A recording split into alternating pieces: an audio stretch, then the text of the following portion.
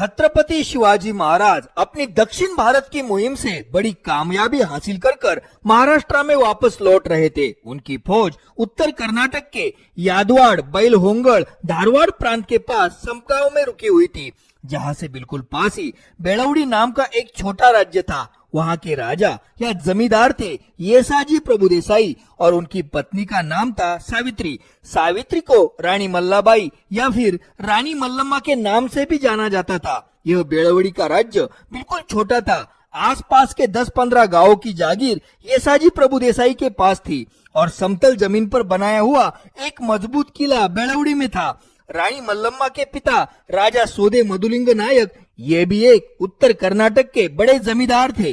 रानी मल्लम्मा और उनके पति येसाजी प्रभुदेसाई यह दोनों भी बड़े नेकदिल इंसान थे। उनके लोग उन्हें बहुत चाहते थे, उनसे बहुत प्यार करते थे। जब उन दोनों को इस बात का पता लगा कि महान राजा श्री छत्रपति शिवाजी महाराज उनके बेलवड़ी के पास से गुजर रहे हैं, तब उन दोनों ने छत्रपति शिवाजी महाराज को बेलवड़ी आने का निमंत्रण दे दिया। छत्रपति शिवाजी महाराज ने भी उस निमंत्रण का सहर्ष स्वीकार कर लिया। छत्रपति शिवाजी महाराज को देखने के लिए बेलवड़ी के लोग बहुत ही उत्सुक थे। छत्रपति शिवाजी महाराज की सहृदयता, शौर्य और अच्छे कार्यों की चर्चाएं काफी सालों से वह सुन रहे थे। शिवाजी महाराज का स्वागत करने हेतु पूरे बेलवड़ी नगर को फूलों से सजाना शुरू हुआ। उनके स्वागत हेतु काफी तैयारियां जोर शोर से की गई थी, लेकिन कुछ घटनाएं ऐसी घटित हुई कि बेवजह गलतफहमियों के कारण स्वागत की जगह एक संघर्ष खड़ा हुआ। वैसे तो बात बिल्कुल छोटी थी। मराठा फौज 50,000 से भी ज्यादा थी। उनमें एक टुकड़ी के कुछ नौजवान मराठा सैनिक थोड़े शरारती किस्म के थे। उन्होंने बेलवड़ी के गांव के लोगों से दूध मांगा, लेकिन बेलवड़ी के गांव के लोगों ने दूध बेचने से मना कर दिया। तब उस टुकड़ी में से कुछ नौजवान शरारती मराठा सिपाहियों ने भोर के अंधेरे में गांव में घुसकर गायों का दूध चुरा लिया और वापस भाग गए। तो फिर बेलवड़ी के लोगों ने इस बात की शिकायत येसाजी प्रभु के पास कर दी। तो येसाजी प्रभुदेसाई ने अपने एक साथीदार सिद्धगौंडा पाटिल को इस शिकायत की छानबीन करने हेतु भेज दिया। सिद्धगौंडा पाटिल मराठी सैन्य के एक अधिकारी सकूजी गायकवाड़ के पास शिकायत करने हेतु पहुंच गए, लेकिन सिद्धगौंडा पाटिल एक नौजवान और गुस्सेल आदमी था और दुर्भाग्यवश सकूजी गायकवाड़ भी बड़ा गुस्सेल और अहंकारी इंसान था। दोनों ने इस छोटी सी बात को सुलझाने में समझदारी न जताई। दोनों में जबरदस्त कहासुनी भी हो गई। बात का बतंगड़ बन गया, राई का पहाड़ बन गया। सकूजी गायकवाड़ और सिद्धगौंडा पाटिल दोनों ने एक दूसरे को धमकियां भी दे डाली। जब गुस्से से लाल हुआ सिद्धगौंडा पाटिल येसाजी प्रभुदेसाई के पास वापस पहुंचा तो उसने उस कहानी में और नमक मिर्च डालकर बता दिया। बात को बढ़ा चढ़ाकर उसने यहाँ तक जड़ दिया कि मराठों ने ना सिर्फ उनके गायों का दूध चुराया है, बल्कि उनकी गायें भी चुरा ली है। वैसे देखा जाए तो शिवाजी महाराज ने अपने फौज के लिए बड़े ही सख्त कायदे कानून नियम बनाए थे। उनमें से एक नियम ऐसा था कि सामान्य लोगों से कोई भी चीज सैन्य द्वारा जबरदस्ती न ली जाए। सामान्य लोगों की मर्जी से उनके मांगे हुए दाम से वो खरीदी जाए। अगर किसी भी अधिकारी ने इस नियम का उल्लंघन करने की जुर्रत की तो शिवाजी महाराज इस जुर्म के लिए कड़ी से कड़ी सजा दिया करते थे। तो शिवाजी महाराज के फौज में से कोई गाय चुराने का सोच भी नहीं सकता था। लेकिन येसाजी प्रभुदेसाई और पूरा बेलवड़ी नगर गलतफहमी का शिकार हो गए, गुस्से से आग बबूला हो गए और उन्होंने शिवाजी महाराज के स्वागत की तैयारियां रोक दी और युद्ध की तैयारी शुरू कर दी। किले के दरवाजे बंद कर लिए गए और इस बात की शिवाजी महाराज और उनके सैन्य को जरा भी भनक नहीं थी। सिद्धगौंडा पाटिल ने कुछ सिपाहियों को लेकर छत्रपति शिवाजी महाराज के काफिले के कीमती सामान ढोने वाले 200-300 बैल उन पर लदे हुए कीमती सामान सहित चुराए और किले में लाकर रख दिए। बेलवड़ी के सभी लोगों ने युद्ध की तैयारियां शुरू कर दी थी। रानी मल्लम्मा खुद भी एक वीर योद्धा महिला थी और शास्त्र तेज से भरपूर थी। रानी मल्लम्मा ने उस जमाने में भी 400-500 महिलाओं का लड़ाकू दस्ता बनाया था। रानी मल्लम्मा के नेतृत्व में वहाँ की महिलाएं भी खूब लड़ती थी। जब येसाजी प्रभुदेसाई द्वारा मराठों के बैल चुराने की खबर शिवाजी महाराज के कानों तक पहुँच गई तो वह दंग रह गए। कल तक जो लोग उनकी स्वागत की तैयारियां कर रहे थे वह आज लड़ने पर क्यों उतर आए, यह बात उनके समझ के बाहर थी। छत्रपति शिवाजी महाराज को पेशाजी प्रभु देसाई के साथ संघर्ष का ना कोई इरादा था ना ही उम्मीद थी। तो फिर छत्रपति शिवाजी महाराज ने उन्हें समझाने हेतु अपने एक वकील को उनके पास भेज दिया और ऐसा संदेश दिया कि हम आपसे लड़ना नहीं चाहते, आपने जो हमारे बैल और उन पर लदा सामान ले लिया है उसे वापस लौटा दो, हम आपसे संघर्ष बिल्कुल नहीं चाहते। लेकिन अब पूरे बेलौड़ी के सर पर युद्ध जोर हावी हो गया था। पेशाजी प्रभु ने बड़ा ही चुनौती देने वाला जवाब भेज दिया, अगर हिम्मत है तो अपने बैल छुड़ा लो। अब छत्रपति शिवाजी महाराज के पास लड़ने के अलावा और कोई रास्ता भी नहीं बचा था।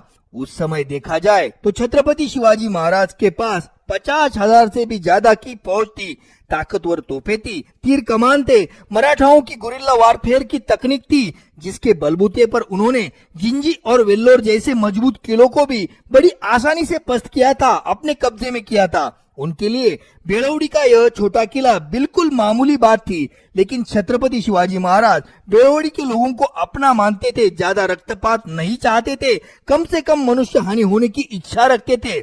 इसलिए उन्होंने जलते हुए तीरों का और तोपों का इस्तेमाल करने की अनुमति नहीं दी। उन्होंने किलों की दीवारों को बारूद लगाने की भी इजाजत नहीं दी। छत्रपति शिवाजी महाराज के बचपन के 2 साल बेंगलोर में बीते थे। उनके पिता शहाजी राजे और बड़े भाई संभाजी महाराज तथा छोटे भाई वेंकोजी राजे कर्नाटक के 12 परगनों के राजा थे, इसलिए उन्हें कर्नाटक की जनता से बड़ा प्यार और लगाव था। छत्रपति शिवाजी महाराज ने स्वराज्य हिंदुओं के लिए बनाया था, इसीलिए महाराज कर्नाटक की जनता और महाराष्ट्र की जनता में कोई भी फर्क नहीं करते थे। कर्नाटक के कोप्पल के वतनदार शेख मियाना खान जब वहां की जनता पर जुल्म ढा रहे थे, तब कर्नाटक की जनता ने उसकी शिकायत शिवाजी महाराज से आकर की थी।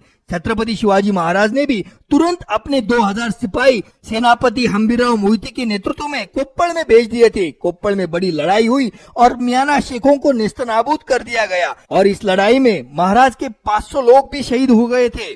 छत्रपति शिवाजी महाराज कन्नड़ी भाषा भली भांति जानते थे। छत्रपति शिवाजी महाराज ने इस लड़ाई में जलते तीरों का इस्तेमाल करने की, तोपों का इस्तेमाल करने की और दीवारों को बारूद लगाने की इजाजत नहीं दी थी और इसी वजह से बेलौड़ी की ये लड़ाई 2 हफ्तों तक खींच गई। इसी लड़ाई के बीच जब येसाजी प्रभु देसाई किले से बाहर आकर एक बार लड़ने लगे, तब वह मराठों के हाथों शहीद हो गए थे।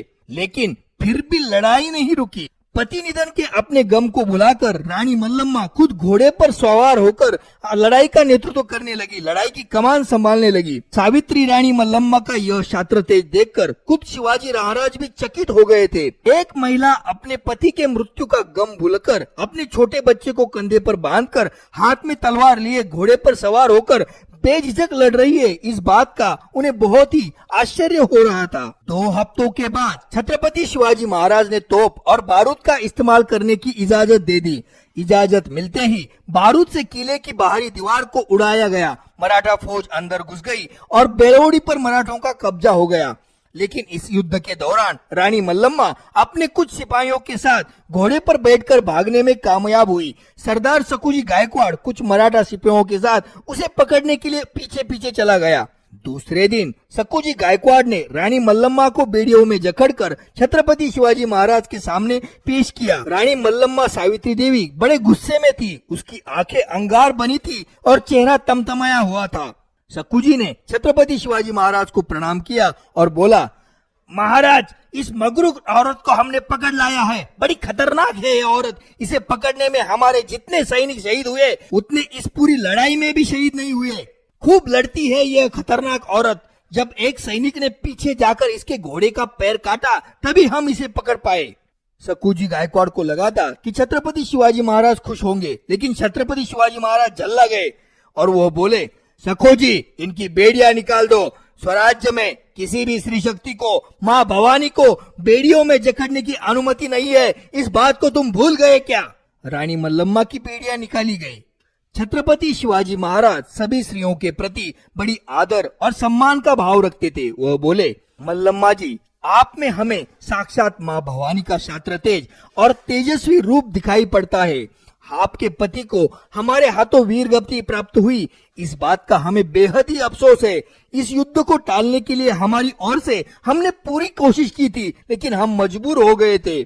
हमारे धर्म के राज्य के संस्थापना में आप जैसे हमारे इस मिट्टी के लोग ही हमारे खिलाफ खड़े हो जाते हैं, इस बात का हमें बड़ा दुख होता है। लेकिन रानी मल्लम्मा अभी भी गुस्से से भरी हुई थी। वह बोली, कैसी धर्म स्थापना, कैसा धर्म का राज्य।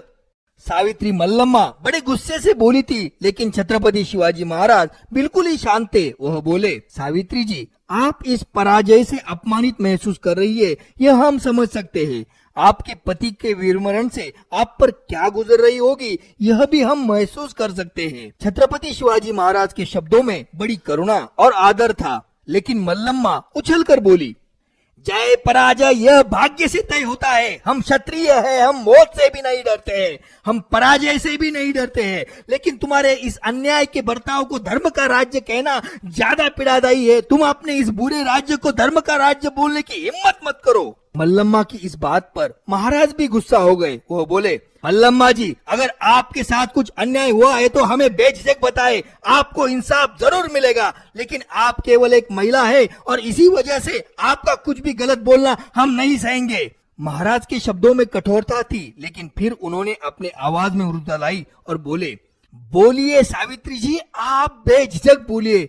आप पर हुए हर एक अन्याय के बदले आपको इंसाफ देने की हम जरूर कोशिश करेंगे। सावित्री मल्लम्मा ने छत्रपति शिवाजी महाराज की करुणा से भरी आंखों को देखा और वह बोली, क्या मैं इन सबके सामने आपको यह बात बताऊं? सावित्री की यह बात सुनकर छत्रपति शिवाजी महाराज ने अपने लोगों को इशारा किया। वो बाहर चले गए और पूरा शामियाना खाली हो गया। छत्रपति शिवाजी महाराज सावित्री से फिर बोले, बताइए सावित्री जी, मुझे अपना भाई या बेटा समझकर आप सब कुछ बताइए। छत्रपति शिवाजी महाराज की बातें सुनकर अब तक गुस्से से भड़कती हुई सावित्री अब टूट गई, फूट फूट कर रोने लगी। उसके आंखों से आंसू बह रहे थे। महाराज, तुम्हारा सरदार सकूजी सिर्फ हमारा किला लेकर नहीं रुका, उस हरामी कुत्ते ने हमारी इज्जत लूटने की भी कोशिश की। सावित्री मल्लम्मा की यह बात सुनकर छत्रपति शिवाजी महाराज का चेहरा गुस्से से तमतमा गया। वह बोले, यह नामुमकिन है। देखो मल्लम्मा जी, अगर आप झूठ बोल रही है तो आपका सर कलम किया जाएगा। तब मल्लम्मा ने अपनी आंखें छत्रपति शिवाजी महाराज की आंखों से भिड़ाई। मैं रानी हूँ, एक इज्जतदार औरत हूँ, मैं मरना पसंद करूंगी, लेकिन महाराज झूठे आरोप या बेइज्जत होना मैं नहीं सहूंगी।